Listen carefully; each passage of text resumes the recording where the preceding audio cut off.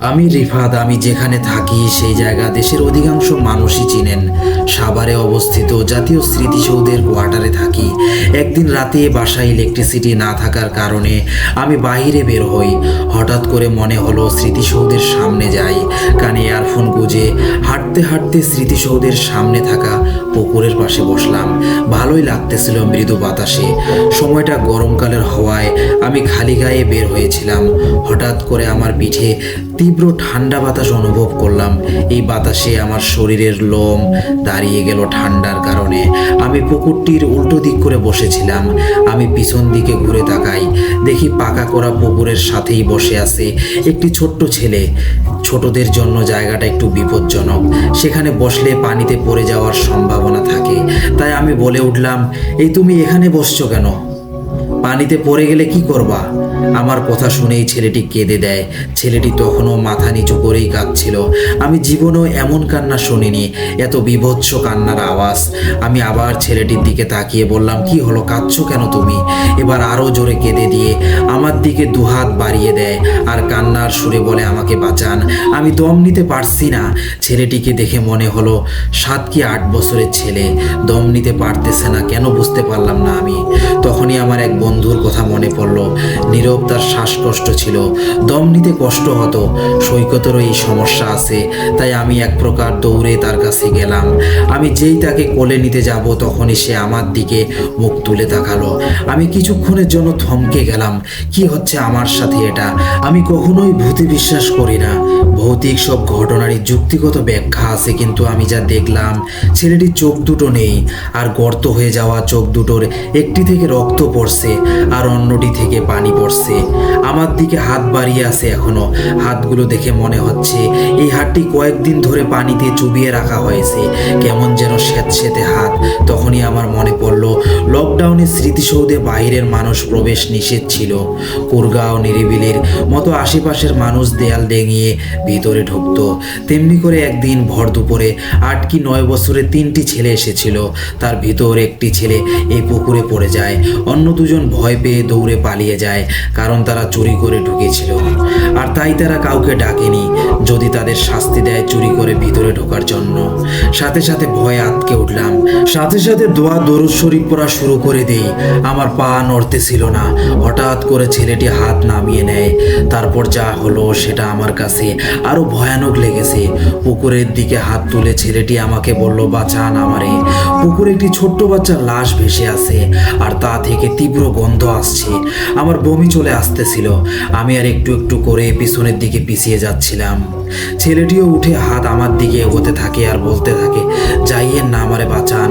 তখনই আমার কানে এশার আজান ভেসে আসলো আমাদের মসজিদ থেকে, আর সাথে সাথে ছেলেটি উধাও, আর সাথে লাশটিও উধাও।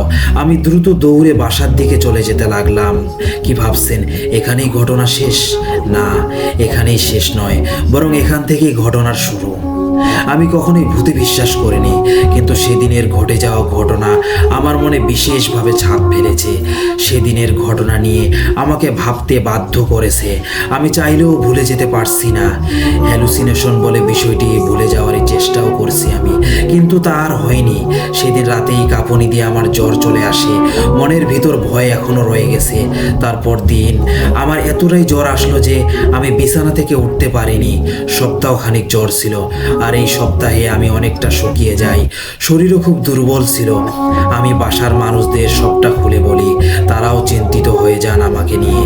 তারপর ঠিক করা হলো আমাকে কবিরাজি চিকিৎসার জন্য গ্রামের বাড়িতে পাঠানো হবে। 2 দিন পর আমি চলে যাই মানিকগঞ্জ। আমাদের বাড়ির পূর্ব পাশে একটি পুরনো কালী মন্দির, আর মন্দিরের উত্তর পাশে পুরনো কর্মকার বাড়ি। কর্মকার বাড়ির পিছনে রয়েছে জঙ্গল। আমি আগে রাত 12টার পরও এই মন্দিরের সামনে দিয়ে বাড়ি ফিরেছি, কিন্তু আজ সন্ধ্যা হওয়ার পর থেকেই ঘর থেকে বের হতে মন চাচ্ছে না। আমাদের বাড়ির চারপাশ ঘিরে আছে বড় বড় গাছগাছালি, আর আমি যেই ঘরে রয়েছি তার পিছনে বিশাল বড় বাঁশঝোপ। আমার শরীর খারাপ থাকার কারণে আমি তাড়াতাড়ি খাওয়া দাওয়া সেরে ঘুমিয়ে পড়ি। হঠাৎ করে গভীর রাতে আমার প্রস্রাবের চাপ আসে। আমি বাড়িতে এসেছি তা আমার মনে আছে, কিন্তু আমি বাড়িতে কেন এসেছি তা ভুলে গিয়েছিলাম কিছুক্ষণের জন্য। আমি একাই ঘর থেকে বের হয়ে যাই। গ্রামের বাড়িতে আমাদের ওয়াশরুম কিছুটা দূরে, তাই আমি ঘর থেকে বের হয়ে ঘরের পিছনে বাসঝোপে যাই প্রস্রাব করতে। হঠাৎ করেই মনে হলো আমার সামনের কয়েকটি বাঁশ প্রচণ্ড বাতাসে নড়ে উঠল।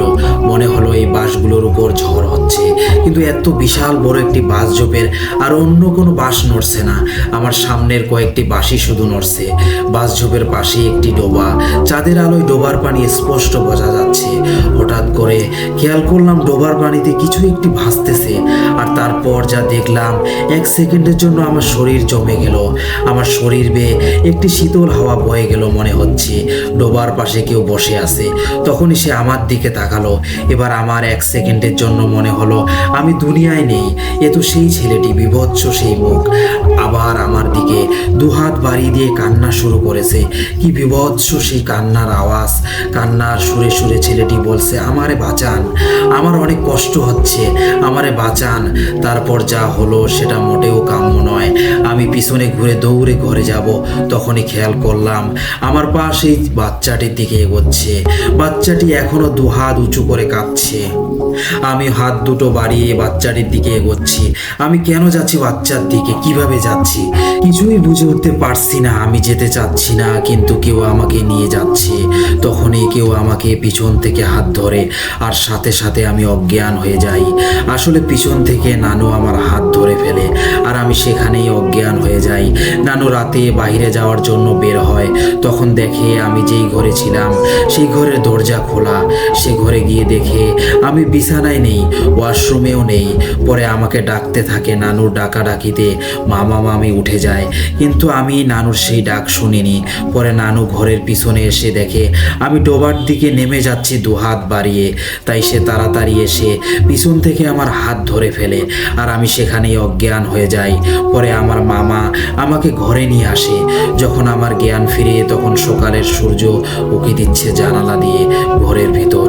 ঘর থেকে বের হতেই দেখি মামি রান্না শেষ করে ফেলেছে।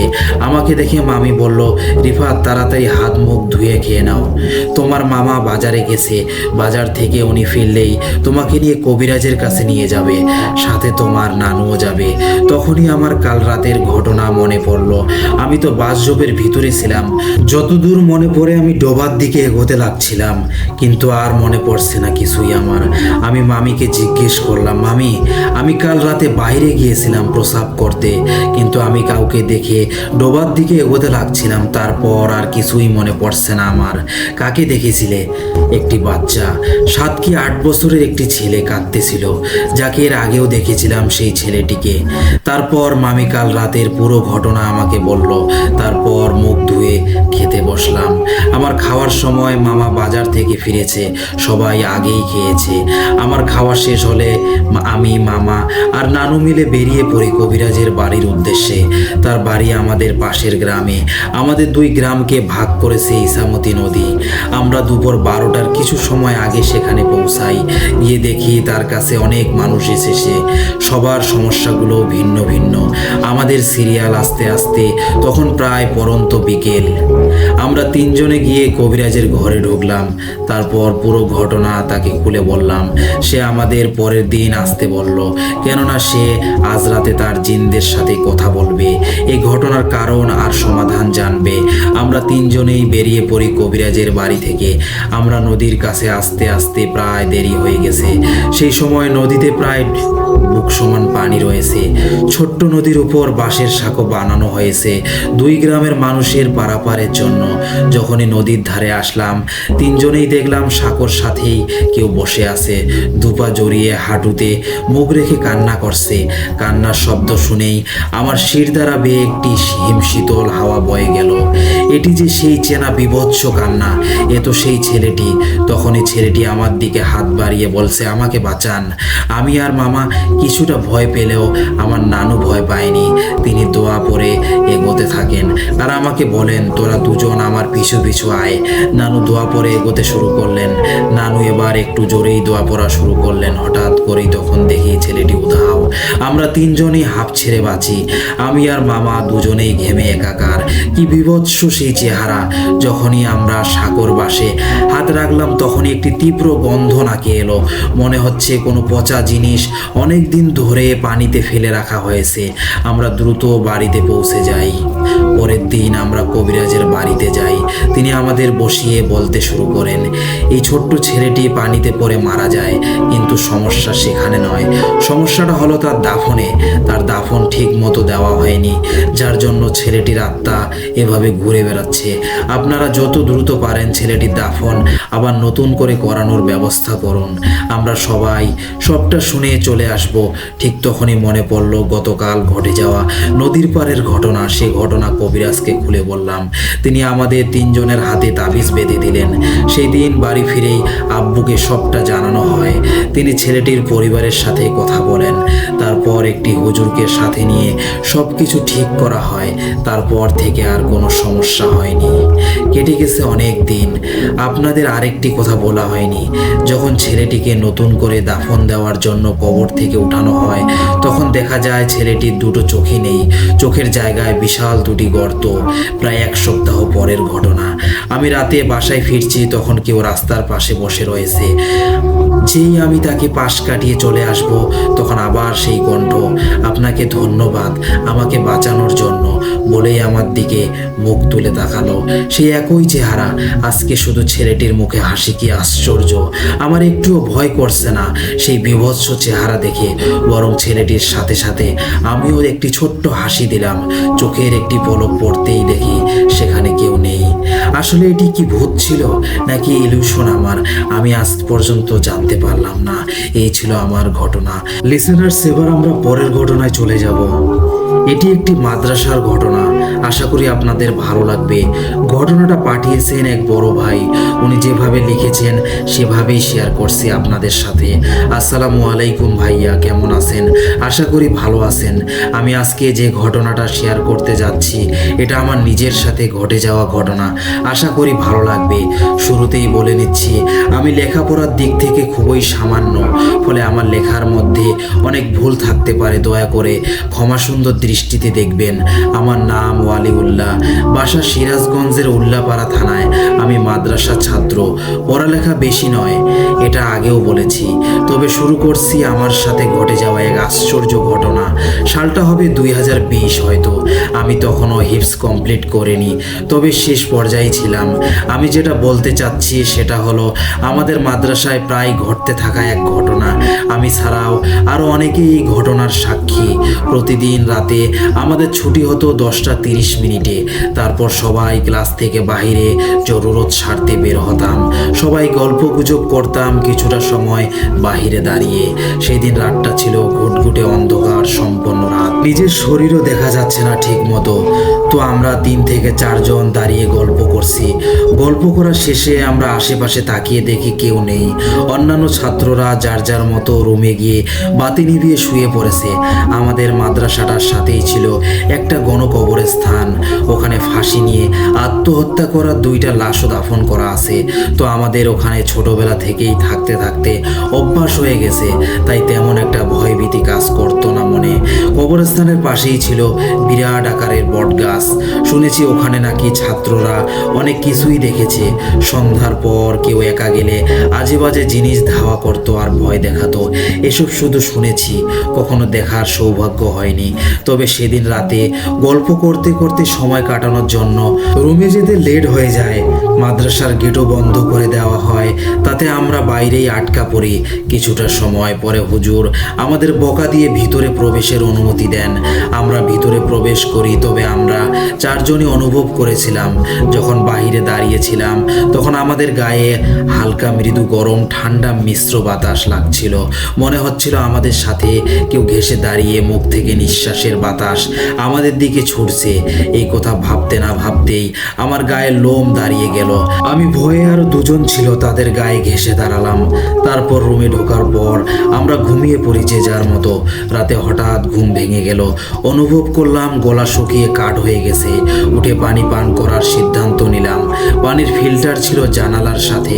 পানি পান করার সময় আমার চোখ গেল বাইরে। জানালা দিয়ে দেখতে পাই একটা ভয়ঙ্কর সাদা কাপড়ে মোড়ানো লাশের আকৃতির কি যেন মাদ্রাসার মাঠে গোড়াগড়ি করছে। আমি এটা দেখে ভয়ে তাড়াতাড়ি এসে কম্বলের নিচে ঢুকে যাই। আমার পুরো শরীর কাঁপছিল ভয়ে। আতঙ্কিত থাকায় খুব তাড়াতাড়ি চোখে ঘুম চলে আসে। সকালে এই কথাটা আমার মনেও ছিল না, পুরোপুরি ভুলেই গেলাম। কিছুদিন পর রাতে আমার জরুরিভাবে ওয়াশরুমে যাওয়ার দরকার হলে আমি বাইরে বের হই। সেদিনও তেমন একই রকম গরম ঠান্ডা মিশ্রিত বাতাস আমার গায়ে লাগে। একটু ভয় ভয় লাগছিল, তাই গিয়ে দুজনকে ডেকে উঠিয়ে আমার সাথে আসতে বলি। তাদেরকে নিয়ে আমি ওয়াশরুমের দিকে হাঁটা শুরু করি। আমাদের ওয়াশরুম ছিল মাদ্রাসা থেকে কিছুটা দূরে। 2 তলা থেকে নেমে মাদ্রাসার পিছনের দিকটায়। 2 তলা থেকে নেমে যখন নিচে পা রাখি তখন ওপর থেকে কি একটা জিনিস আমার পাশে লাফ দিয়ে পড়ে সাইড দিয়ে দৌড় দিল। আমি চমকে গিয়ে সাথে থাকা দুজনকে জিজ্ঞেস করলাম, কিছু দেখেছো কিনা? ওরা বলল, না দেখিনি আমরা। আমি মনের ভুল ভেবে উড়িয়ে দিলাম। ওয়াশরুমে জরুরত শেষ করে বাহির হবার আগ মুহূর্তে আমার সেই রাতের ঘটে যাওয়া কথা মনে পড়ল। সাদা কাপড়ে পেঁচানো লাশ দেখেছিলাম গড়াগড়ি খাচ্ছে। তখন আমার শরীর থেকে ঘাম ছুটতে লাগলো ভয়ে। আমি তাড়াতাড়ি ওয়াশরুম থেকে বের হয়ে দেখি আমার সামনে কেউ নেই। যে দুজনকে নিয়ে এসেছিলাম তারাও উধাও। আমি ওদের নাম ধরে ডাক দিলাম, কিন্তু কোনো সাড়া শব্দ পেলাম না। হঠাৎ মনে হলো আমার পেছনে কে যেন এসে দাঁড়িয়েছে। আমি সাথে সাথে শুধু ঘাড় না ঘুরিয়ে পুরো শরীরটাই ঘুরিয়ে পেছনে তাকিয়ে দেখি আস্ত একটা কাফনে পেঁচানো লাশ।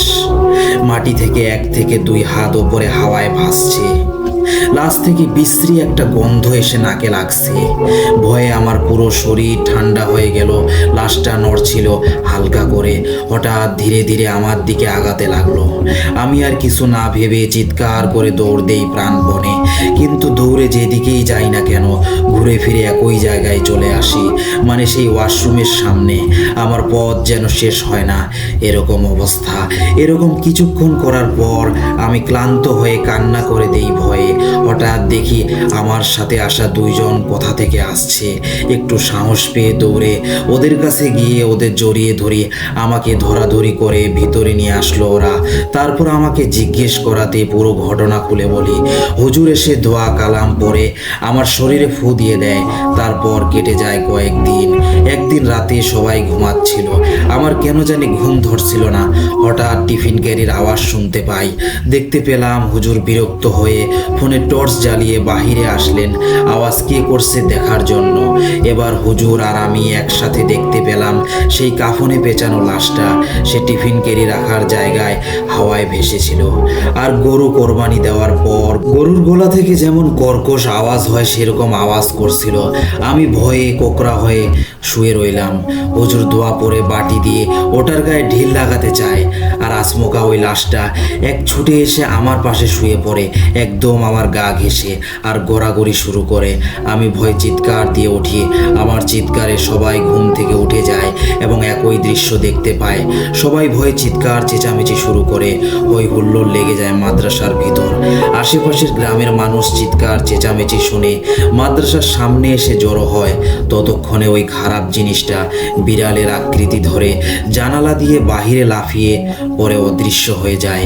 এমন ঘটনা অহরহ ঘটছে আমাদের মাদ্রাসায়। আজকের ঘটনা এতটুকুই। পরবর্তীতে আরও কিছু ঘটনা আপনাকে লিখে পাঠাবো। ভালো থাকবেন প্রিয় লিসেনার্স। এই ঘটনাটি লিখে পাঠিয়েছিলেন হাফেজ মোহাম্মদ ওয়ালিউল্লাহ। লিসেনার্স, এবার আমরা পরের ঘটনায় চলে যাব। ঘটনাটি আমাদের বাড়ির সবার সাথে ঘটেছে। বিশ্বাস করা না করা আপনার ব্যাপার। লিসেনার্স, এই ঘটনাটি লিখেছিলেন মাহিদ হাসান জয়। আমার বাবার 6 ভাই ছিল। আমরা 6 থেকে 8 জন চাচাতো ভাই বোন। আমার বয়স ছিল 7 থেকে 8 বছর।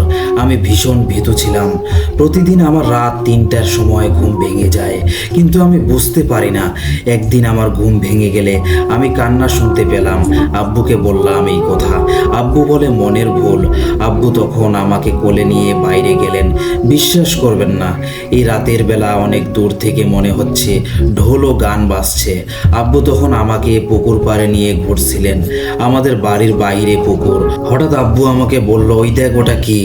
দেখলাম পুকুরের ওই পারে আগুন হাওয়ায় উঠছে। ওটা আস্তে আস্তে কাছে আসছে এবং একটা কঙ্কাল হয়ে গেছে। ভয়ে আমরা বাড়িতে ফিরে যেতে দেখি গানের শব্দ পুকুরের ওই পারে বাঁশঝাড়ে ভাসছে। আমরা ঘরে ফিরে গেলাম। সারা রাত আমরা ঘুমাতে পারলাম না। এরপর থেকে প্রতিদিন আমি রাতে শুনতে পেতাম কেউ কান্না করছে, আর আমি রাতে ঘুম থেকে উঠে পুকুরের দিকে চলে যেতাম। অনেক কবিরাজ দেখিয়ে আমার গলায় হাতির সমান তাবিজ দেওয়া হলো এবং আমার উপর কোনো জিনের নজর আছে। কেন আমার উপর জিনের নজর পড়লো সেটা জানতে পারলাম কয়েক বছর পর। আমার দাদু ব্ল্যাক ম্যাজিক শিখতে চেয়েছিলেন। আমার দাদিমার কাছে এই ঘটনা শুনেছিলাম। অমাবস্যার মধ্যরাতে দাদু একটা বড় দা নিয়ে গোবিন্দগঞ্জ কাটাখালী নদীর শ্মশানে গিয়েছিল। দাদু যখন যাচ্ছিলেন তখন পিছনে নাকি অনেক জোরে হাওয়া, সব ভেঙে যাচ্ছিল। তুফান উঠেছে মনে হয়, কিন্তু দাদু অনেক সাহসী ছিলেন। অনেক বিপদ পার হয়ে শ্মশানে গিয়ে একটা আধপোড়া লাশের মাথা কাটতে গিয়ে সেই লাশটা উঠে দাদুর পায়ে ধরে বলে, আমাকে ছেড়ে দে। এটা শুনে আমিও অবাক হয়েছিলাম। দাদু এক কোপেই ধর থেকে মাথা কেটে নিয়ে বাড়িতে ফিরে সেই মাথা ঘরের চাটাইয়ের উপর রাখে। আমার দাদি সেই মাথা ঘরের মধ্যে হাওয়ায় উড়তে হাসতে দেখতেন। এভাবে ওই জিন আমার বড় দাদিকে মেরে ফেলেছে। তারপর থেকে দাদুর সাথে 10 থেকে 15টা জিন থাকতো। দাদু অনেক দোয়া জানতেন। ওই জিনগুলো তার কিছু করতে পারে না। শুনেছিলাম ব্ল্যাক ম্যাজিক যারা করে তাদের কাছে সারা জীবন জিন থাকে। দাদু আবার বিয়ে করে, আর এটাই আমার নিজের দাদিমা, তার কাছে এই ঘটনা শুনেছিলাম। তিনিও জিন দেখতে পেতেন দাদুর কাছে। দাদিকে জিন সবসময় ভয় দেখাতো। 2019 সালে দাদু মারা যায় এবং আমাদের বাড়ির এলাকা জুড়ে অনেক জিনের উৎপাত বেড়ে গেল। কিন্তু আমাদের বাড়ির এলাকা বা পিছনে একটা নারিকেল গাছ আছে, সেখানে একটা হুজুর জিন থাকে। আমার দাদি তাকে দেখতেন। কারো ক্ষতি না করলেও বিপদ থেকে বাঁচাতো।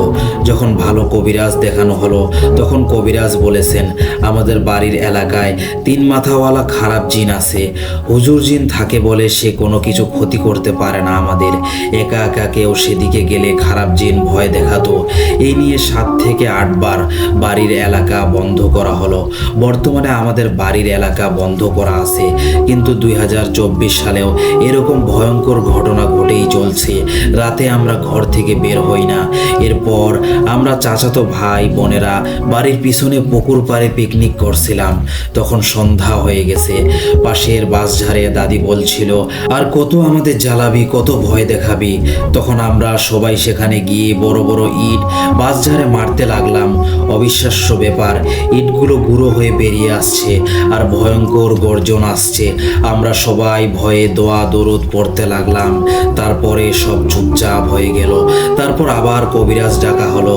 তিনি একটা মানুষের মধ্যে জিনকে হাজির করলেন।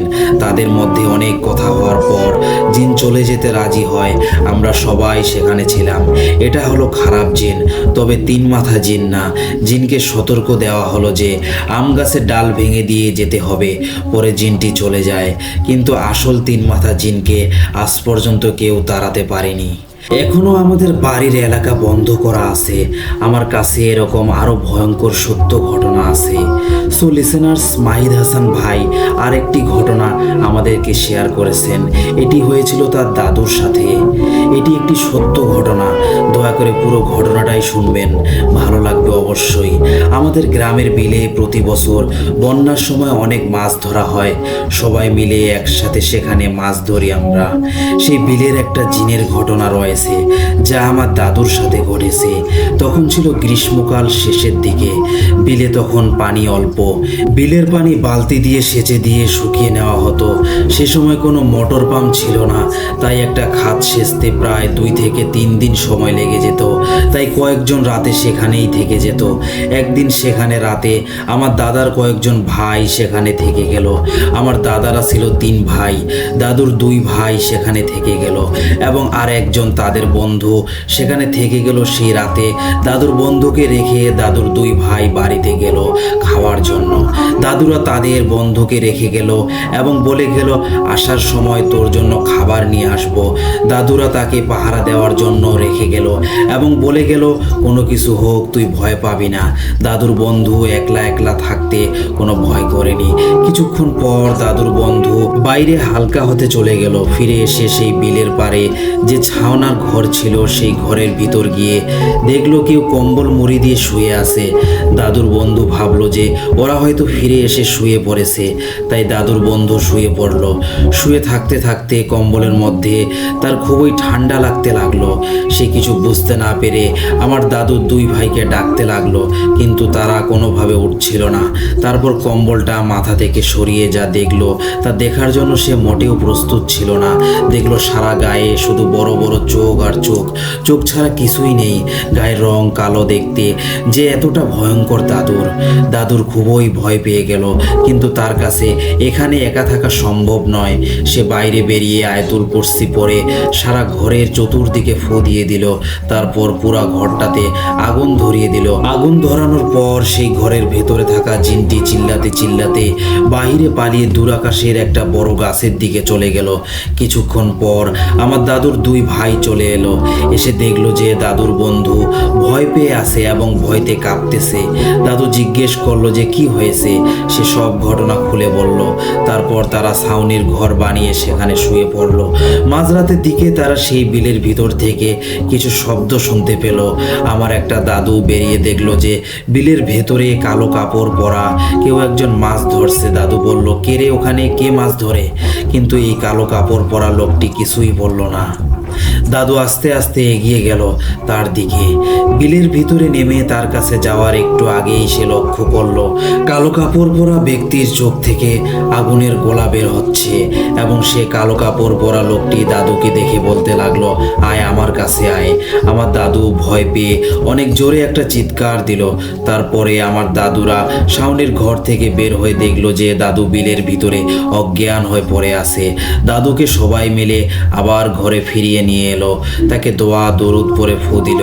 আগের দিন প্রথম পর্বতে বলেছিলাম যে আমার দাদু কালো জাদু শিখতে চেয়েছিল, তাই আমার দাদুর মধ্যে কোনো ভয় ছিল না। আমার দাদু অনেক জিন তাড়াতে পারতেন। আমার দাদুর সেই জিনকে একান্ত হাজির করলেন এবং তাকে বললেন, তুই কেন আমাদের বিরক্ত করছিস? তখন সে বলল, আমার বিলে এসে আমার মাছ খাচ্ছিস, তোরা আমার মাছ ধরছিস এবং আমার ভাইকে তোরা আগুনে পুড়িয়ে দিতে চেয়েছিলি। আমি তোদের কিছুতেই ছাড়বো না। অনেক চেষ্টা করার পর দাদু সেই জিনটিকে তাড়িয়ে দেন। এরপর থেকে সন্ধ্যার পরে ওই বিলে যেই যায় সেই বিলের ভেতরে কালো কিছু একটা দেখতে পায়। সে কালো কিছু একটা বিলের নিচ থেকে অনেক সোনা গহনা পরে উঠে আসতো এবং তাদেরকে হাতছানি দিয়ে ডাকতো। সবাই ভয়তে পালিয়ে যেত। এখনো সেই বিলে এরকম অনেক ঘটনা ঘটতে থাকে। আমার কাছে এরকম আরো সত্য ঘটনা আছে, পারলে আবারও লিখে পাঠাবো। লিসেনার্স, এবার আমরা পরের ঘটনায় চলে যাব। আমি আলিফ আর শেয়ার করব আমার এবং আমার ফ্যামিলির সাথে ঘটে যাওয়া বাসা কেন্দ্রিক একটি ঘটনা। 2019 সালের শেষের দিকে আমরা সিদ্ধান্ত নেই যে আমরা বাসা চেঞ্জ করব। খোঁজাখুঁজি করার পর ময়মনসিংহের আকুয়া মাদ্রাসা কোয়ার্টার এলাকায় একটি বাসা পাই। আম্মু আব্বুর পছন্দ হয়, তাই বাসাটা ভাড়া নিয়ে নেই। ঘটনার সুবাদে বাসাটা কেমন ও বাসাটার বাহ্যিক পরিবেশ সম্পর্কে বলিনি। হাফ বিল্ডিং বাসা, পাশাপাশি 2টা রুম, মাঝখানে ডাইনিং, বাহিরে বারান্দা বরাবর ছোট রাস্তার সাথে একটি পরিত্যক্ত জমি ছিল। বিভিন্ন রকমের গাছগাছালি যেমন আম, কাঁঠাল, কচু, লতাপাতা দিয়ে আচ্ছন্ন ছিল। রাতের বেলা বই, দিনের বেলাতেও ঠান্ডা কিন্তু ছমছমে পরিবেশ বিরাজমান থাকতো। এবার আসা যাক মূল ঘটনায়। মালামাল আনার কাজ চলছিল। রুম ভাগাভাগি হয়ে গেল। প্রথম রুমটা আমি পেলাম, যেটা রাস্তার সাথে। দ্বিতীয় রুমটা আব্বু আম্মুদের রুমে দরজার উপরে দেয়ালে সাদা বর্গাকার কাগজে লাল কালি দিয়ে বেশ কয়েকটি আরবি হরফে লেখা ছিল। তো বিষয়টাকে আমরা পজিটিভলি নিই, কারণ এইটা তো খারাপ কিছু না। সেইটা আর খোলা হয়নি। তাই ঘটনা শুরু হয় বাসায় ওঠার প্রথম শুক্রবার দিনে। আমি আর আমার ছোট ভাই জুমার নামাজ পড়ে এসে খাওয়া দাওয়া করে আম্মু আব্বুর রুমে শুয়েছিলাম। আমি ঘুম ভাব, ছোট ভাই ঘুমিয়ে গিয়েছিল। হঠাৎ আমার পিঠে একরকম আলতো হাতের স্পর্শ পেলাম। মনে হলো যেন সে স্পর্শটা একটা ক্রস সাইন আঁকলো। ভাবলাম ছোট ভাই যেহেতু পাশে, হয়তো তার আঙ্গুল লেগেছে, তাই আর বিষয়টাকে পাত্তা পাত্তা দিইনি, কিন্তু ঠিক পরের শুক্রবারেও আমরা দুইজন একইভাবে শুয়েছিলাম এবং যেটা ভাবছেন সেটাই। আমার ঠিক সেম পজিশনে ওই একই স্পর্শ একইভাবে ক্রস সাইন আঁকলো। এবার আর বুঝতে বাকি রইল না যে এটা কোনো স্বাভাবিক বিষয় না। প্রায় 2 থেকে 3 মাস পার হয়ে গেল। সবাই নানু বাড়িতে ছিলাম। আম্মু আব্বুরা সবাই মিলে গল্প করছিল, কি যেন একটা ডাকাডাকি নিয়ে কথা বলছিল। তবে বুঝতে পারছিলাম কোনো ভৌতিক বিষয়ে কথাবার্তা হচ্ছে। কৌতূহলবশত জিজ্ঞেস করায় তারা বিষয়টি এড়িয়ে যায়। এদিকে বাসায় আমার সাথে নতুন আরেকটা সমস্যা তৈরি হতে লাগলো। বিষয়টি এমন যে রাতে ঘুমানোর সময় বালিশে খসখস আওয়াজ হতো, যা কানে লাগায় প্রচণ্ড বিরক্ত লাগতো। রীতিমতো বালিশকে পেটাতাম, কাজের কাজ কিছুই হতো না। বালিশ চেঞ্জ করেও লাভ হতো না। হঠাৎ একদিন মধ্যরাতে আম্মু উঠে কান্না শুরু করে দিল। তাড়াতাড়ি উঠে গেলাম, অনুধাবন করতে চেষ্টা করলাম কারণটা কি। কারণটা হলো আম্মুকে প্রতি রাতে কেউ যেন একটু ডাক দিত, শুধুমাত্র একটি ডাক, তাও কিভাবে আমার আব্বু আম্মুকে যেভাবে ডাকে ঠিক সেভাবে, আব্বুর আওয়াজে। এই কারণে আম্মুর রাতে ঘুম হতো না, প্রতি রাতে ভয় কাজ করত। এই হলো সে ডাকাডাকির কাহিনীর নেপথ্যে ঘটনা, যা আমাদের 2 ভাইয়ের কাছে গোপন রাখা হয়েছিল। তখন আমিও আমার সাথে ঘটে যাওয়া পূর্বের ঘটনা বলি। সবাই মিলে এবার নিশ্চিত এই বাসায় অস্বাভাবিক কিছু আছে, যেটা চায় না আমরা এই বাসায় থাকি। তবে বাসা পরিবর্তন করাও তখন সম্ভব ছিল না, কারণ ততদিনে করোনার কারণে 2 মাস ধরে লকডাউন। আমার খুবই কৌতূহল জাগতো যে আসলে ডাকে কিভাবে, কারণ আমি কোনোদিন ডাক শুনিনি। এভাবে এই পরিস্থিতি নিয়ে থাকছি, ঘুম না হওয়া, বাসায় কাজের চাপ, এইসব কিছু মিলিয়ে আম্মু ভীষণ অসুস্থ হয়ে পড়ল। অসুখ আম্মুকে ছাড়তেই চায় না। একদিন আমার রুমে বসে পড়ছিলাম, যেখান থেকে ডাইনিং রুম দেখা যায়। হঠাৎ দেখতে পারছিলাম ছায়ার মতো কিছু একটা এপাশ থেকে ওপাশে চোখের পলক ফেলার আগেই চলে গেল। পরে জানতে পারলাম আব্বুও বিষয়টি অনেকবার খেয়াল করেছেন। আবার একদিন দ্বিতীয় রুমে আমি একাই বসে ফোন চালাচ্ছিলাম। হঠাৎ আমার আব্বু আমাকে যেভাবে ডাকে ঠিক সেইভাবে ডাক শুনতে পেলাম, মাত্র একটি ডাক। এই করে 21 সালের অর্ধেক। পরিস্থিতি মোটেও স্বাভাবিক নয়। শেষে বাসার মালিক স্বীকার করতে বাধ্য হন যে তার বাসায় অস্বাভাবিক কিছু আছে। আমাদের আর বুঝতে বাকি রইল না যে পূর্বের ভাড়াটিয়ারা কেন ওই কাগজে আরবি লেখাগুলো লিখেছিলেন। তখন করোনা কিছুটা স্বাভাবিক হতে শুরু করলো। লকডাউন 1 মাস করে 1 মাস পর পর দেওয়া হতে লাগলো। ঠিক করা হলো হুজুর আনা হবে। পাশের হাজিবাড়ি মসজিদ থেকে একজন হুজুরকে আনা হলো। তিনি আসলেন, দেখলেন, বললেন হ্যাঁ সমস্যা আছে। পানির বোতলে ঝাড়ফুঁক করলেন, সেই পানিটা পুরো বাসায় ছিটিয়ে দিলেন। বললেন এটা কোনো স্থায়ী সমাধান না, 2 থেকে 3 দিন ভালো থাকতে পারবেন, বাসা বন্ধ করতে হবে। তার জন্য হুজুর বেশ ভালো পরিমাণের একটা হাদিয়া চাইলেন। এদিকে মালিক পুরোটা দিতে নারাজ, এজন্য সে সময় হুজুরকে বিদায় দেওয়া হয়। ভাবলাম করোনা যেহেতু স্বাভাবিক হয়ে যাচ্ছে, বাসাও চেঞ্জ করে ফেলা যাবে, ঘটনা এখানেই শেষ হতে পারত, কিন্তু না। এখন সেই অশরীরীর বড় কিছু একটা করা বাকি ছিল, যার ভিকটিম ছিলাম আমি। সকালবেলা 7টার সময় প্রাইভেট, প্রতিদিনকার মতো সে রাতেও 11টার দিকে ঘুমিয়ে যাই আমি। অ্যালার্ম তো আগেই দেওয়া ছিল, তো অ্যালার্মের শব্দে ঘুম থেকে উঠি, বেসিনে গিয়ে দাঁত মাজি, ভালো করে মুখ ধুই, ব্যাগ গোছাই, রেডি হই, চাবিটা হাতে নিয়ে শুধু বের হতে যাব। ঠিক তখনই আব্বু ডাক দিয়ে বলে আলিফ কই যাও? আমি বললাম কেন, প্রাইভেটে যাই। এখন কিসের প্রাইভেট? এখন তো রাত 2টা বাজে। আব্বুর থেকে এটা শোনার জন্য আমি মোটেও প্রস্তুত ছিলাম না। ইভেন আমি পানি দিয়ে মুখ ধুয়েছি, বেসিন থেকে খোলা বারান্দা দেখা যায়, বোঝা যায় দিন না রাত। আমি কিছুই বুঝিনি, আমার কোনো সেন্স কাজ করছিল না।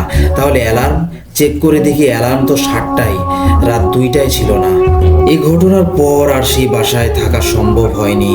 মাস শেষে বাসা চেঞ্জ করে ফেলি। আশেপাশের লোকজনের থেকে শুনতে পেয়েছিলাম পূর্বের ভাড়াটিয়াদের এক মেয়েকে নাকি ঠিক এইভাবে ভুলিয়ে ময়মনসিংহের সুনামধন্য একটা স্কুলের পুকুরে নিয়ে গিয়েছিল। এখন আমরা নতুন বাসায়, আলহামদুলিল্লাহ এখন কোনো সমস্যা নেই, আম্মু এখন বেশ সুস্থ।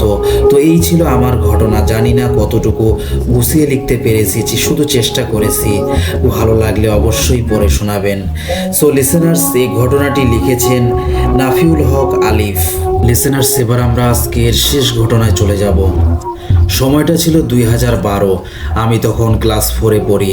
আমার আব্বু আম্মু ঢাকায় থাকতো আর আমি আমার নানির কাছে গ্রামে থাকতাম। আমার মায়েরা 4 বোন। আমার এক খালার বাসায় আমি আর আমার নানি থাকতাম। আমার ওই খালারাও ঢাকায় থাকতেন। আমার আম্মুর খালাতো একটা বোন আছে, তো সম্পর্কে সেও আমার খালা। উনি গ্রামে থাকতো ওনার মেয়েকে নিয়ে, আর ওনার হাজবেন্ড ঢাকায় থাকতো। আমার ওই খালার মেয়ে আমার চেয়ে 3 বছরের বড় ছিল, কিন্তু আমাদের সম্পর্ক ছিল একদম বন্ধুর মতো।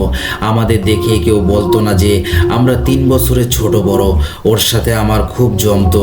ঘুরতে যাওয়া, খেলাধুলা করা, গল্প করা, এক কথায় সব সময় আমরা দুজন একসাথে থাকতাম, শুধু স্কুল টাইমটা বাদে। এমনও হয়েছে আমরা এক প্লেটে বসে খাবার খেয়েছি। আমার নানি মাঝে মাঝে আমাদের দেখে বলতেন, তোদের দুজনকে একসাথে এক বাসায় বিয়ে দিতে হবে, তোরা তো একজন আরেকজনকে ছাড়া থাকতেই পারিস না। আমরা খুব হাসাহাসি করতাম। মাঝে মাঝে আমরা বসে গল্প করতাম যে আমরা কখনো কাউকে ছেড়ে কোথাও যাব না। আর আমাদের এত মিলের সবচেয়ে বড় কারণ হলো আমরা দেখতেও প্রায় একরকম ছিলাম। শরীরের গঠন, উচ্চতা, গায়ের রং, সব কিছু পিছন থেকে দেখে কেউ আমাদের আলাদা করতে পারতো না। আমরা দুজন কালো হওয়ায় ও সব সময় আমাকে বলতো, জানিস নীলু, আমাদের না কখনো বিয়ে হবে না, কারণ কালো মেয়েকে কেউ পছন্দ করে না। ওর এই কথাটা আমার মনে এখনো গেঁথে আছে।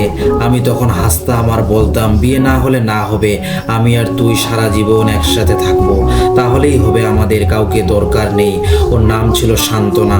আমরা গ্রামের আরও কিছু মেয়ে রোজ ওদের বাড়ির উঠানে খেলা করতাম। দুপুরের পর থেকে আমাদের খেলা শুরু হতো আর সন্ধ্যার পর পর্যন্ত খেলতাম।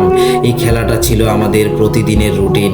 একবেলা না খেয়ে থাকলেও একদিন খেলা মিস যেত না। একদিন দুপুরে আমার নানি আমাকে খাওয়ার পর ঘুমাতে বলল। ওই দিন কেন জানি খাওয়ার পর নানির কথা মতো ঘুমিয়ে গিয়েছিলাম। আর অন্য প্রতিদিন ঘুমাতে বললেই চোখ বন্ধ করে থাকতাম। যেই নানি ঘুমিয়ে পড়তো আমি উঠে দৌড়ে চলে যেতাম খেলার জন্য, কিন্তু সেদিন গেলাম না। আর অদ্ভুত বিষয়, সেদিন গ্রামের একটা মেয়েও সান্ত্বনাদের বাড়ি খেলার জন্য যায়নি। আমি ঘুমের মধ্যে কেমন একটা চিল্লাচিল্লি শুনতে পাচ্ছিলাম, সান্ত্বনাকে নিয়ে কোনো কথা হচ্ছে। তো আমি ঘুম ঘুম চোখেই মাথা উঁচু করে ভালোভাবে শোনার চেষ্টা করলাম। তখনই আমার এক মামা এদিকে দৌড়ে আসছিল। আমি উঠে গিয়ে তাকে জিজ্ঞেস করলাম, কি হয়েছে মামা? মামা আমাকে যা বলল তাতে আমার ঘুম উড়ে গেল। আমি যেন মাটিতে দাঁড়িয়ে থাকতে পারছিলাম না, পুরো শরীর কাঁপছিল, আমার কথা বলার ভাষা হারিয়ে গেল। আমি কোনো রকম দরজাটা খুলে এক দৌড়ে সান্ত্বনাদের বাড়ির উঠানে গিয়ে পৌঁছালাম। গ্রামের সব মানুষ উঠানে উপস্থিত। আমার পা থমকে গেল, আমি আর এগোতে পারছি না। আমার সামনেই আমার বোন সান্ত্বনার মৃতদেহ খাটে শোয়ানো, ও গলায় ফাঁস দিয়ে আত্মহত্যা করেছিল। আমি শুধু একটা কথাই চিন্তা করছিলাম, কেন আজ খেলতে আসলাম না, কেন ঘুমিয়ে গেলাম? আমি ওখানেই জ্ঞান হারিয়ে পড়ে যাই। আমি ওর মৃত্যু মানতে পারছিলাম না। যখন জ্ঞান ফিরে তখন রাত হয়ে গেছে। ওর আব্বু ঢাকা থেকে আসছে, ওর মা পুরো পাগল হয়ে গেছিল, কারণ ওনাদের ওই একটাই মেয়ে, আর কোনো সন্তান নেই। সারা রাত পার হলো, আমি ওর পাশেই বসেছিলাম। আমাকে কেউ ওখান থেকে তুলতে পারেনি। পরের দিন সকালে ওর জানাজা হবে, কিন্তু হুজুর মানা করে দিল, উনি জানাজা দিবেন না। পুলিশ আসলো, কেন আত্মহত্যা করেছে, পোস্টমর্টেম করার জন্য লাশ নিয়ে যাবে, অনেক অনুরোধ আর টাকা দিয়ে পুলিশকে আটকানো গেল। এরপর ওকে কবর দেওয়া হলো। হুজুর যাননি জানাজা দিতে, অথচ ও আর আমি ওই হুজুরের সবচেয়ে প্রিয় ছাত্রী ছিলাম। আমি সব সময় মনমরা হয়ে থাকতাম, স্কুলে যেতাম না, কান্না করতাম। এভাবে কিছুদিন যাওয়ার পর আমার আম্মু গ্রামে আসলো। তারপর শুরু হয় ওখানে অদ্ভুত কিছু ঘটনা। সান্ত্বনার সাথে ওর এক খালাতো ভাই এর বিয়ে হওয়ার কথা ছিল। তো ভাইয়া একদিন স্বপ্ন দেখলো সান্ত্বনা বিয়ের শাড়ি পরে ওকে বলছে, কিরে আমাকে না তুই পছন্দ করিস, বিয়ে করবি? এই দেখ আমি এসেছি, বিয়ে কর আমাকে। ভাইয়া ওকে অনেক পছন্দ করতো, তাই এই স্বপ্নের কথা সবাইকে বলতেই বলল ও বেশি চিন্তা করছে, তাই স্বপ্ন দেখেছে। এরপর কয়েকদিন এরকম হয়। এরপর একদিন ওই ভাইয়া কেন জানি না রাতে সান্ত্বনা যে ঘরে ফাঁস দিয়েছিল ওই ঘরে শুতে চলে যায়, কাউকে কিছু বলে না। এরপর রাতে ভাইয়ার চিল্লাচিল্লিতে সবাই দৌড়ে দৌড়ে গিয়ে দেখে ভাইয়ার মুখ একদিকে বেঁকে গেছে, তার চোখগুলো বড় বড় করে বেড়ার এক পাশে তাকিয়ে আছে। সবাই বুঝতে পারে কিছু একটা হয়েছে। তারপর সবাই মিলে ওকে বাসায় নিয়ে চলে যায়। তার কিছুদিন পর ভাইয়া মারা যায়, আর ওর লাশ ওই ঘরেই পাওয়া যায়। ওর গলায় আঙ্গুলের ছাপ ছিল। এই ঘটনার পর ভাইয়ার আব্বু জেদ করে ওই ঘরে রাতে থাকার জন্য যায়, যে আসলে কি হয়েছে তা জানার জন্য। সবাই অনেক আটকানোর চেষ্টা করে, কিন্তু উনি শুনেননি। ওনার রাগ ছিল প্রচুর। সবাই ওনাকে প্রচুর ভয় পেত। আর শান্তনাকে উনি অনেক পছন্দ করতেন, তাই নিজের ছেলের সাথে বিয়ে দিতে চেয়েছিলেন। আর শান্তনা ওনাকে অনেক সম্মান করতেন। এরপর রাতে উনি ওই ঘরে থাকার জন্য চলে যায়। সবাই অনেক চিন্তা করছিল যে কি হয় না হয়, কিন্তু সকালে উনি সুস্থভাবেই ফিরে আসলেন। সবাই দুশ্চিন্তা থেকে মুক্ত হলেন, কিন্তু ওনার মধ্যে কেমন একটা চেঞ্জ দেখা গেল। আগের মতো রাগ করেন না, বেশি কথা বলেন না, কাউকে বোকা দেয় না, ভয়ে ভয়ে থাকেন সব সময়, আর একদম শান্ত ভদ্র হয়ে গেলেন। এটা দেখে সবাই অবাক হলো যে মানুষটার কি হলো। আবার মনে মনে সবাই খুশিও হলো যে মানুষটা ভালো হয়ে গেছে। কিন্তু এই ভালো রূপ বেশি দিন কেউ দেখতে পেল না। কিছুদিন পর উনিও মারা গেলেন, আর ওনার লাশও ওই ঘরেই পড়েছিল। এসব হওয়ার পর হুজুর কিছু সূরা দিয়ে ওই ঘর বন্ধ করে দিলেন, আর বললেন 41 দিনের আগে এই বাড়িতে কেউ থাকতে পারবে না। তারপর ওই বাসায় আর কেউ যায়নি, সবাই ওই বাড়ি এড়িয়ে চলতো। আমি সব সময় মন খারাপ আর ভয়ে থাকতাম, তাই আমার আম্মু আমাকে ঢাকায় নিয়ে চলে আসে, যেন এসব কিছুর প্রভাব আমার উপর থেকে সরে যায়। এরপর থেকে গ্রামে আর কিছু হয়নি। আমিও ঢাকায় বেশ ভালোই দিন কাটাচ্ছিলাম। পরে জানা যায় শান্তনা আত্মহত্যা করেছিল ওর মায়ের সাথে অভিমান করে। কোনো একটা বিষয় নিয়ে ওর মা ওকে অনেক বকেছিল, কিন্তু ও সেই কাজটা করেনি, আর তাই প্রচণ্ড অভিমান নিয়ে আত্মহত্যা করেছিল। তারপর 3 বছরের মধ্যে আমি আর কখনো নানু বাড়ি যাইনি, অনেকটাই ভুলে গেছিলাম সব কিছু। এরপর খালারা আর আমরা একসাথে গ্রামে গেলাম। আমি জানতাম না যে গ্রামে আমার সাথে এমন কিছু হবে। গ্রামে যাওয়ার পর ওদের বাড়ির পাশ দিয়ে যেতেই আমার আগের সব কিছু মনে পড়লো, চোখ ভিজে গেল। অনেকক্ষণ দাঁড়িয়ে দেখতে লাগলাম উঠানের দিকে, যেখানে আমরা খেলা করতাম, আর ওই ঘরটার দিকে। তখনও বাসায় কেউ থাকে না। ওর আব্বু আম্মু ঢাকা চলে গিয়েছিলেন ওর ঘটনার পর। সারাদিন ভালো গেল। যখনই সন্ধ্যা হলো আমার কেন জানি ভয় লাগছিল। মনে মনে অদ্ভুত অনুভূতি হচ্ছিল, যেন খুব আপন কেউ আমাকে দূর থেকে দেখছে। আমি এটা কাউকে বললাম না। রাতে খাওয়া দাওয়া করে আমার খালাতো 2 বোন, ওরা আমার বড়, আর আমি এক রুমে শুয়ে পড়লাম। গ্রামের বাড়িতে বেশিরভাগ সময় জানালা খুলেই ঘুমায় সবাই, তো আমরাও জানালা খুলে শুয়ে আছি। রাত অনেক হয়েছে, সবাই ঘুমিয়ে গেছে। হঠাৎ জানালার পাশ থেকে ফিসফিস করে কারো কণ্ঠ শুনে আমি ওদিকে তাকিয়ে দেখলাম কেউ দাঁড়িয়ে আছে। অন্ধকারে ঠিক বুঝতে পারলাম না কে। আমি জিজ্ঞেস করলাম কে। সে বলতে লাগলো, কি রে নীলু, এত তাড়াতাড়ি আমাকে ভুলে গেলি? তুই না বলতিস আমরা সব সময় একসাথে থাকবো, কখনো কেউ কাউকে ছেড়ে কোথাও যাব না, তাহলে এখন তুই এত দূরে কিভাবে আসিস? আমার একা থাকতে ভয় লাগছে, আয় আমার কাছে, আমরা একসাথে থাকবো, আয়। এগুলো শুনে আমি বুঝতে পারলাম এটা শান্তনা। ওর কণ্ঠ আমি কখনো ভুলবো না। আমি ভয়ে কোনো কথা বলতে পারছিলাম না। পুরো শরীর ভারী হয়ে গেছিল, হাতের একটা আঙ্গুলও নাড়ানোর শক্তি ছিল না। আমি যে আমার আপুদের ডাকবো তাও পারছিলাম না। আমার নিঃশ্বাস একদম আটকে আসছিল। শান্তনা এক দৃষ্টিতে আমার দিকে তাকিয়ে হাসি মুখে বলতেই লাগলো, আয় আমার কাছে আয়, আমার একা একা খুব ভয় করছে। আমি এক ঝটকায় উঠে বসে পড়লাম, সাথে খুব জোরে চিৎকার দিলাম। আমি আর জানালার দিকে তাকাতে পারছিলাম না ভয়ে। আমার চিৎকারে বাড়ির সবাই দৌড়ে এসে জিজ্ঞেস করলো কি হয়েছে। আমার আপুরা উঠে আমাকে ধরে বলল কি হয়েছে। আমি ওদের জড়িয়ে ধরে কান্না করে বললাম, আগে জানালা বন্ধ করো, আমার ভয় লাগছে।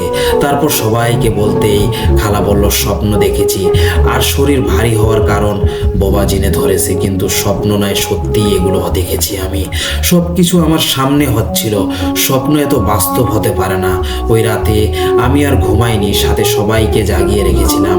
এরপর থেকে জানালা বন্ধ করে তারপর শুতাম, কিন্তু রোজ অদ্ভুত অদ্ভুত স্বপ্ন দেখতে শুরু করলাম। চোখ বন্ধ করলেই চারিদিকে শুধু লাশ দেখতাম, কবর দেখতাম। আমি দৌড়ে একটা বাড়ির সামনে চলে যেতাম, আর সেই ঘরে শান্তনা আমার জন্য অপেক্ষা করত। আমি গেলেই আমাকে ডাকতে শুরু করতো, আমার কাছে আয়, আমার একা থাকতে ভয় লাগছে, তুই না বলতিস আমরা একসাথে থাকবো, তাহলে এখন আসছিস না কেন? আমি আবার উল্টো ঘুরে চলে যেতাম আর বলতাম তুই মারা গেছিস, আমি জীবিত আছি, তাহলে তোর কাছে কিভাবে যাব? তুই চলে যা, আমাকে একা ছাড়ি দে, আমি তোর সাথে যাব না। তুই মরলি কেন? বেঁচে থাকলে তো একসাথে থাকতাম, তুই চলে যা। এগুলো বলতে বলতে আমার ঘুম ভেঙে যেত, প্রচুর ভয় পেতাম। রোজ একই স্বপ্ন মানুষ কিভাবে দেখতে পারে? আমি আর ওখানে থাকতে পারছিলাম না। আম্মুকে বললাম ঢাকায় চলে যাব। তখন আম্মু বলল আর একদিন থাকি, কালকে চলে যাব। আমি তো আর এক মুহূর্তও থাকতে রাজি হচ্ছিলাম না। পরে আমার জোরাজোরিতে রাতে চলে যাওয়ার সিদ্ধান্ত হলো। কিন্তু বলে না, সব সময় সব কিছু থেকে মুক্তি পাওয়া সম্ভব হয় না। শেষবারের মতো আরেকটা চেষ্টা চললো আমার উপর। সন্ধ্যার দিক ঠিক আগ মুহূর্তে আমি কেন জানি না হেঁটে হেঁটে সান্ত্বনাদের বাড়ির উঠানে চলে গেলাম। সন্ধ্যার আজান দেয়নি তখন। আমাকে যেতে দেখে আমার এক বান্ধবী আমাকে ডাকতে ডাকতে চলে আসলো, কিন্তু আমি নাকি ওর ডাক শুনছিলাম না। ওই বাসায় যাওয়া মানা ছিল, আর আমি হাঁটতে হাঁটতে দরজার কাছে চলে গিয়েছিলাম। যখনই দরজা খুলে ভিতরে পা রাখবো, আমার আম্মু এসে টেনে নিয়ে গেল। আর ওই সময় আমার হুঁশ আসলো। আমি তাকিয়ে দেখি ওই ঘরের সামনে দাঁড়িয়ে আছি। ভয়ে তো আমি কান্না করে দিলাম। আর তখন মাগরিবের আজানও শোনা গেল। এরপর ওই সময় আমাকে হুজুরের কাছে নিয়ে গিয়ে আম্মু হুজুরের থেকে পানি পড়া আর একটা তাবিজ এনে আমাকে পরিয়ে দিল। হুজুর আম্মুর কাছে কিছু বলেছিল, কিন্তু সেটা আমি জানি না, আমাকে বলেনি কি হয়েছিল। এরপর তখনই আম্মু আমাকে নিয়ে গ্রাম থেকে বেরিয়ে পড়ে। তারপর থেকে আমি এখন পর্যন্ত আমার নানি বাড়ি যাই না। ঢাকায় আসার পরও আমার সাথে আর কিছুই হয়নি, না কখনো কোনো কিছু স্বপ্ন দেখেছি। তবে ওইসব মনে পড়লে এখনো ভয় লাগে আর গায়ে কাটা দেয়। এই যে পুরোটা লিখতে গিয়েও গায়ে কাটা দিয়ে উঠছে। আমি এখনো আমার নানি বাড়ি যাই না, ভবিষ্যতেও আর যাওয়ার ইচ্ছা নেই। ওখানে গেলেই আমার এমন কিছু ঘটতে পারে। এটা সম্পূর্ণ সত্যি ঘটনা যা আমার সাথে ঘটে গেছে। এগুলো কখনো কাউকে বলিনি, আজ শেয়ার করলাম। লিসেনার্স, এই ঘটনাটি লিখেছেন চাঁদনি আক্তার নীলা আপু। অনেক ধন্যবাদ আপনাকে এত সুন্দর ঘটনা আমাদেরকে উপহার দেওয়ার জন্য। লিসেনার্স, সকলের সুস্বাস্থ্য ও দীর্ঘায়ু কামনা করছি। আমরা সকলে যেন রবের পথে জীবন পার করে দিতে পারি। সো প্রিয় লিসেনার্স, ঘটনাগুলো ভালো লেগে থাকলে লাইক কমেন্ট করে জানান, আর সাথে সাবস্ক্রাইব করতে ভুলবেন না। আমাদের চ্যানেলকে এগিয়ে নিয়ে যাওয়ার দায়িত্ব আপনাদের। আপনাদের লাইক কমেন্টগুলো এবং সাবস্ক্রাইব আমাদের নতুন নতুন ঘটনা দিতে উৎসাহিত করে। সো প্রিয় লিসেনার্স, আপনাদের সাথে ঘটনা ঘটে যেতে পারে, সেগুলো ঘটনা আমাদেরকে পাঠাতে পারেন। আমাদের ডেসক্রিপশন বক্সে জিমেল আইডি দেওয়া আছে, bhootfmrat@gmail.com। অনেক ধন্যবাদ আপনাদের সবাইকে ধৈর্যের সাথে ঘটনাগুলো শুনে থাকার জন্য।